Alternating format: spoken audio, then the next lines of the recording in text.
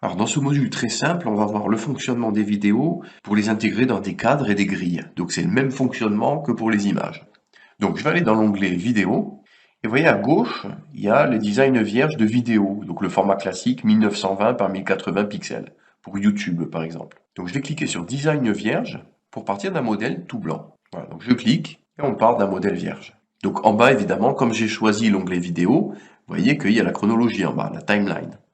Alors je vais aller chercher les cadres, donc je vais dans l'onglet éléments et je clique dans le champ ici. Donc là il m'affiche les rubriques, donc vous voyez ici il y a cadre. Donc je clique sur cadre. Alors vous vous rappelez les cadres c'est bien mais c'est un peu rigide. Mais c'est vrai qu'il y a un peu plus de variété, donc c'est quand même sympa. Vous voyez alors je vais prendre celui-là, je vais le glisser et je l'amène par cliquer glisser. Voilà, donc dans ce cadre après je peux glisser une vidéo. Donc je vais aller dans l'onglet appli, vidéo, et je vais importer une vidéo de Canva qu'il y a déjà. Je peux aller par exemple dans nature et aller chercher une vidéo sympa.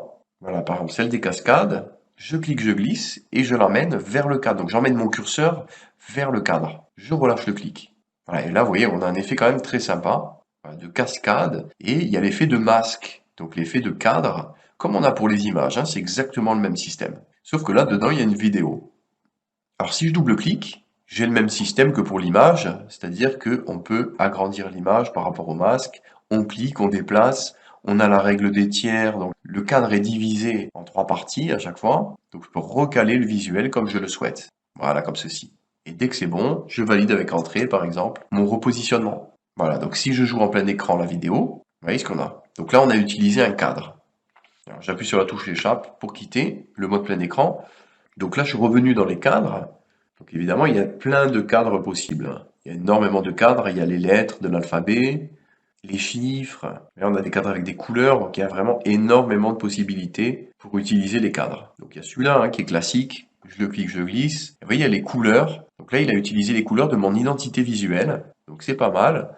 Ensuite, je peux aller dans vidéo. Et je vais aller chercher un ciel, par exemple. Voilà, et je glisse le ciel vers mon cadre. Vous voyez, donc c'est exactement le même système que pour les images. Voilà, je supprime. Donc là, il m'enlève le contenu, donc la vidéo. Il me garde quand même le cadre et je resupprime le cadre. Je retourne dans les éléments. Donc ça, c'était les cadres.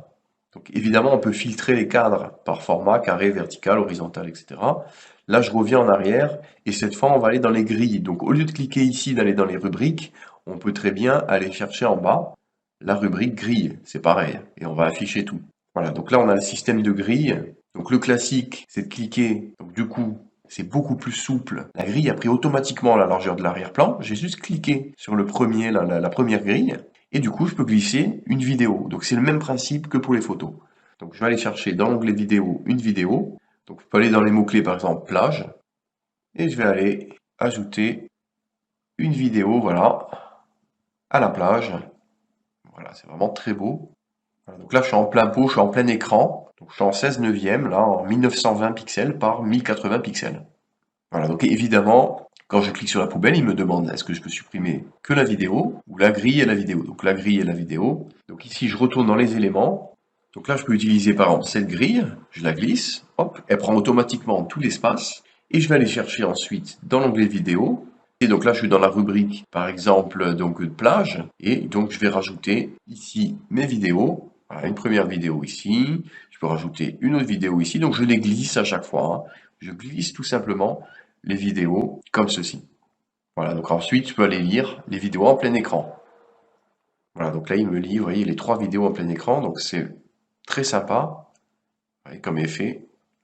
Donc c'est exactement la même logique que pour les images. Donc là, j'échappe avec la touche échappe du clavier. Voilà. Évidemment, chaque image, on peut aller changer sa luminosité, son contraste, etc.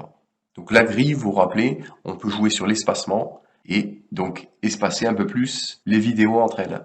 Voilà, comme ceci. Voilà, donc pour ce module très simple sur la gestion des grilles et des cadres, donc on avait vu ça pour les images, ben c'est exactement pareil avec les vidéos.